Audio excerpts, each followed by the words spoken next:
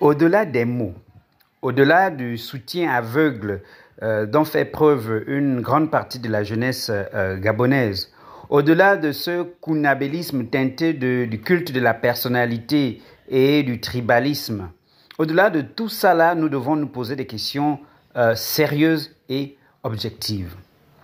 Le président de la transition, le 3 mars dernier, a annoncé sa candidature pour les élections du 12 avril prochain, élections présidentielles. Je me posais ces questions-là et je crois que le peuple aussi, certaines personnes assez avisées se posent les mêmes questions. Le CTRI ne devrait-il pas nous faire un bilan de la gestion du pays pour la période de 20 mois passés là? Le peuple n'a-t-il pas droit à un bilan de gestion de M. Oligui et du CTRI? Qu'est-ce qui a été fait pendant cette période-là? Qu'en est-il des promesses faites par le CTRI et par M. Oligui? Qu'en est-il de la restauration des institutions? Ces institutions sont restaurées? Qu'en est-il du paiement des bourses? Qu'en est-il du paiement des rappels? Qu'en est-il de la situation administrative des fonctionnaires non régularisés et qui n'ont pas d'incidence? Le salaire n'a pas évolué, ainsi de suite. Qu'en est-il de tous les chantiers initiés, ça et là, partout dans le pays? Qu'en est-il de toutes ces promesses sociales, économiques et même politiques qui ont été faites par le président de la transition? Avons-nous un retour? Avons-nous un bilan? Quel est le pourcentage de réalisation? C'est 10%, 15%, 20%, 30%, 90%, 100%? C'est après ce rapport-là que le peuple devrait se ressaisir et savoir si on devrait accorder de la confiance au président Oligui. Si la gestion de la transition a été un succès, c'est normal que le peuple soit édifié et ensuite, en toute conscience, le peuple reconduit sa confiance au président Oligui. Mais si le bilan n'est pas satisfaisant, c'est là où le peuple prendra une décision rationnelle. Parce qu'on ne doit pas faire dans l'émotion. Beaucoup sont encore dans l'émotion et beaucoup n'ont pas une lecture plus ou moins objective de la gestion du pays.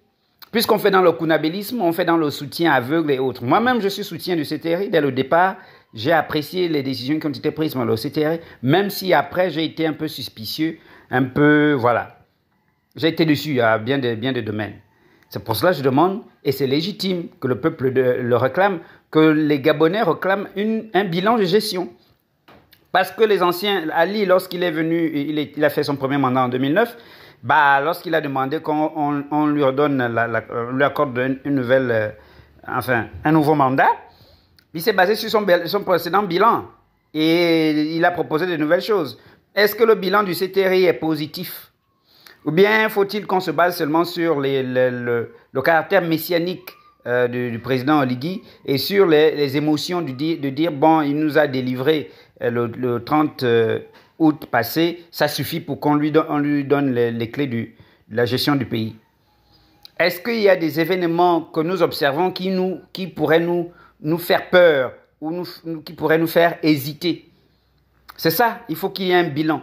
Et le bilan, c'est à la télé. Une grande émission, messieurs de Gabon Télévision, avec des analystes politiques, des analystes sociaux, des analystes économiques, objectifs et neutres. On fait le bilan en face des représentants envoyés par le CTRI. Bilan après bilan, on compare les chiffres du FMI, la Banque mondiale et tout, et leurs chiffres, puis voilà. Sur la question du chômage, qu'en est-il? Est-ce que le taux de chômage a baissé pendant la transition, les 19 mois, ou bien il a été le même, ou bien il a augmenté? On doit savoir. Parce que si le chômage n'a pas bougé, c'est que la transition, le CTRI n'a rien fait entre-temps.